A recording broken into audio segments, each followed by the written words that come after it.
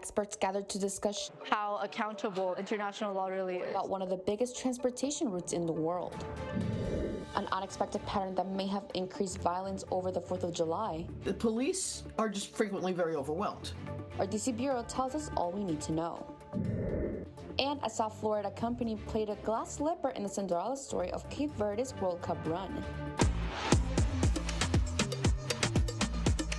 These stories and more coming up on Newsbreak. Good morning, South Florida. I'm Paula Sirignano. And I'm Daniela Estrada. Today is Friday, July 10th, 2026. Live from the Lee Caplin School of Journalism and Media in North Miami, this is Caplin News. The world is watching as experts gather in D.C. to discuss a problem halfway across the globe. A growing dispute of thousands of miles from the United States could have consequences felt around the world. A conference in Washington, D.C. focused on that particular issue to discuss rising tensions in the region and what could be mean for global trade, security, and consumers. Our D.C. Bureau, Dawn Booth, has more. From the phone in your hand to the medical equipment used to save everyday lives, many of the products we rely on travel through one of the busiest waterways in the world, the South China Sea. Foreign policy experts from around the world gather in the nation's capital to discuss what's next as tensions in the region continue to rise. For many Americans, the South China Sea may seem like a distant issue, but experts say what happens there can have global consequences. If shipping through the region is disrupted, businesses could face higher costs and delays, making it more expensive to move product around the world. In turn, consumers may see higher prices on everything from electronics to medical supplies. Well, in 2016, 10 years ago, there was an arbitral tribunal under international law that declared the vast majority of China's 9-dash line excessive claims in the South China Sea were not lawful under international law. China chose to dismiss that and said we were not part of it, and they've tried to do everything to deny its importance. And here we are 10 years later, and there are many people still very much focused on that ruling. Recently, there's been more distrust in how accountable international law really is. I think knowing more about how the regional players are not only responding to, let's say China, but also to the United States. Should think about getting ahead of the crisis that comes next. And so there, developing a better understanding of the South China Sea and how the U.S. can best uphold peace and stability is incredibly important, even if it might feel a little less urgent right now than some of these fires around the world. While no one can predict what's next to come, many of the experts here say the focus isn't just on today's challenge, it's on preventing tomorrow's conflict. Reporting in Washington, D.C. for Caplin News, I'm Dawn Booth. New photos of Iran's supreme leader Ayatollah Ali Khamenei show that Iranians may want President Trump dead. The photos came from a source in Israel who says Iran is creating a new and specific plan to kill President Trump. Some American officials suggested the Israeli report could be fake in an effort to sway Trump's decision, making as he weighs whether to intensify military action against Iran. Visitors to Palm Beach International Airport are in for a surprise this morning. The signage around the facility on I-95 now reads President Donald J. Trump International Airport. Two lawsuits are attempting to prevent the name change, alleging that the president did not consult the FAA or county officials before changing the name. If the change goes through, the designation will change from PBI to DJT. In just this past 4th of July alone, there were 139 shootings that resulted in 35 deaths in the United States. It is one of the most dangerous holidays in the nation. Caplin's Danette Heredia spoke to FIU experts to explain why. I'm standing on the block where on the night of the 4th of July, a man was shot several times and later died. Behind the barbecues and the fireworks is a violent pattern, one that repeats every year. FIU criminology professor Ellen Cohn explains each factor that contributes to this statistic, like summer temperatures. High temperature particularly is strongly correlated with crime. And alcohol. Well, what is alcohol associated with? Crime. Loss of inhibitions, more likely to engage in violence. And crowds. The large gatherings of both family and friends and strangers combined can generate arguments, can generate altercations. There were several incidents in Florida too, including in Pensacola, where a 19-year-old was killed and 6 others were injured. But what are police and city officials doing about it? You've got the police trying to manage these humongous crowds. There's a question of staffing. Same with curfews. Curfews for teenagers are only effective if you have the police to enforce them. The police are just frequently very overwhelmed. City officials in Albany on Tuesday posted a violence prevention plan. That's fantastic, except all the gun violence was over the weekend. The focus is reactive. Experts say the factors behind this violence are predictable and return every summer. Some cities have teenage curfews, such as Washington, D.C., but are looking into other measures, such as keeping recreational centers open until much later. That way, people can gather safely. Reporting for Caplin News from Washington, D.C., I'm Dinette Heredia. As July temperatures continue to rise, both locals and tourists express their concerns over a buildup of seaweed on South Florida beaches. Caplin's Matilda Wolf has the story. It's sargassum season in South Florida, and beachgoers are facing much more than just soft sand and clear water. It's become an all too familiar sight for visitors to Hollywood Beach. Piles of dead sargassum seaweed wash up along the shoreline for miles in what people are calling the worst buildup in years. People, when they think of like Florida beaches, they think like clear and all that, but with the seaweed, it's kind of like, especially if it's your first time, it's kind of like making it seem like this is how it always is. And it's like a lie, like it's not as nice. Beaches all across South Florida are experiencing the same, from West Palm to Miami and the Florida Keys. Experts say the boom is thanks to rising ocean temperatures. The heat coming in, because we are in one of the most hottest summers on record, the heat does accelerate the rotting of the sargassum. And since the air is so dry, usually in wetter air with a higher concentration of water vapor, you would see the hydrogen sulfide and arsenic at lower concentrations. Regardless of the cause, the pileup is enough to drive some visitors away from the water entirely. It made me not want to go into the water. So I kind of stayed close to the edge, let the water get on me. I didn't like the way it felt. I didn't like the way it made the water look. So I didn't really like that part. Sargassum season runs through October 31st, but officials are expecting the peak to carry on through July. For Caplin News, I'm Matilda Wolf. Cape Verde's Cinderella story may have come to an end, but this underdog's tale isn't over just yet. A South Florida-based company that took a bet on the World Cup's newest star is now seeing the gamble pay off. Caplin's Frida Flores has the story. While Cape Verde's World Cup journey may have come to an end, one South Florida company says the tournament was never just about the wins and losses. Instead, it became proof that even the smallest brands can compete on soccer's biggest stage.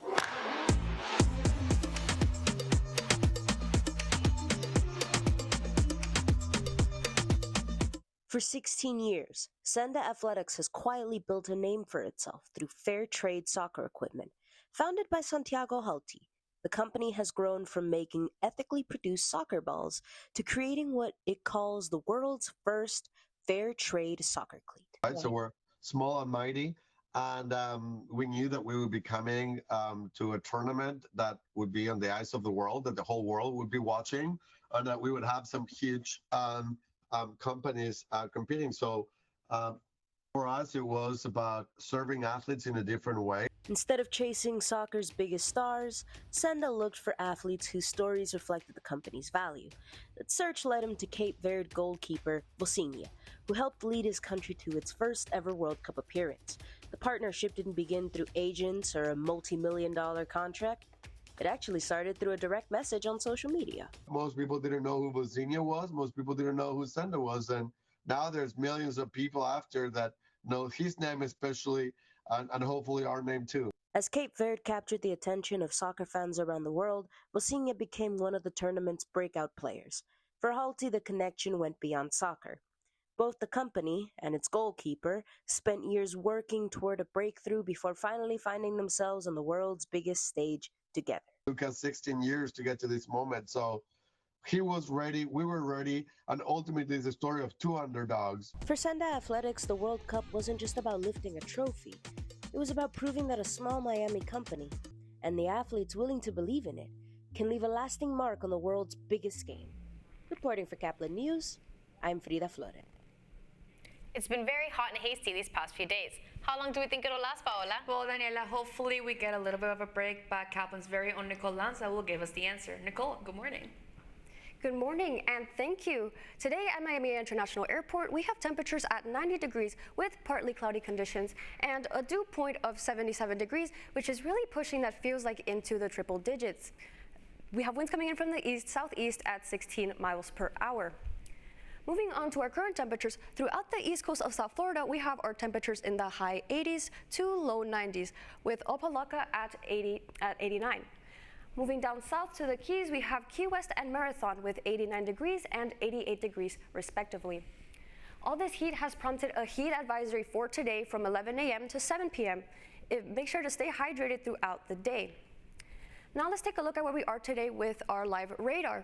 It is looking quite dry down here in the Keys and throughout South Florida. Taking a look at our tropics, it is looking quite calm out there. There is no tropical development expected in the next 7 days. This is due to the Saharan dust that's coming in from Africa over the Atlantic Ocean. And if we look over here, we could see that dust starting to reach our area down here in Miami. Looking at our forecast, we do see that dust coverage start to increase as we approach tomorrow morning. And throughout the weekend, we could see that dust starting to spread over the Gulf and start to linger over our area. And as we approach the middle of next week, we could see that dust start to ease off. Boaters, we could expect winds coming in from the east at 10 to 15 knots with seas at 2 to 3 feet with some moderate chop and rip current threats at moderate. If you are heading out to the beach, make sure to stay cautious and stay safe. Today, we could expect a high of 90 degrees with some scattered storms. And tonight, we could see those temperatures dip down into the low 80s with some isolated showers. And tomorrow, I would like to point out we do have our FIFA World Cup game tomorrow from Norway versus England down here in Miami. And we could expect a high of 91 degrees with some isolated showers. If you are going to watch the game out at the stadium, make sure to bring some water and stay hydrated. Taking a look at the remainder of our 7-day forecast, we do have a pretty dry weekend ahead of us, with our rain chances peaking today at 40%. And as we begin next week, we could see those rain chances remain at 10 to 20%. We have our highs in the low 90s and our lows in the low 80s. That is all for the weather, and now back to our anchors. Thank you so much, Nicole. A new film will feature an AI star. And that's still ahead, and so is the story. So much. Yeah. Emmy nominations are officially in, and more on that on the scene when Newsbreak comes back in 2 minutes.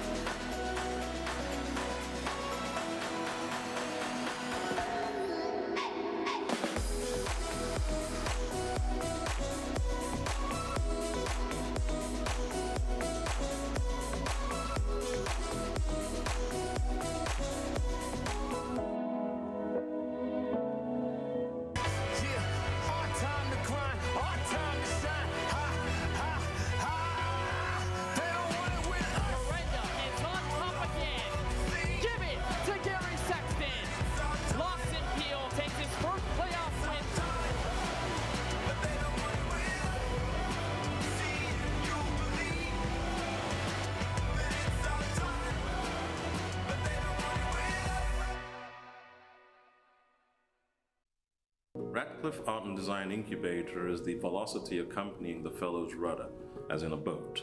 Unless there is movement or action, the planned direction is of little consequence. We encourage the creative ideas into action, and from the experience of doing, we critically assess the feedback, adjust, and set out to rediscover the potentialities of an entrepreneurial mindset.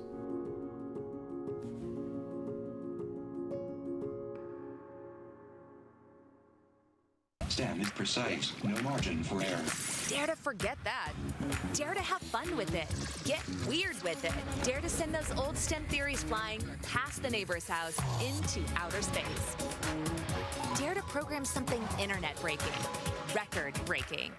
Dare to blow their minds. Dare to learn the difference between sedimentary and metamorphic rock. Go find those rocks. Dare to keep daring. Dare to STEM. Check out She Can STEM to get started.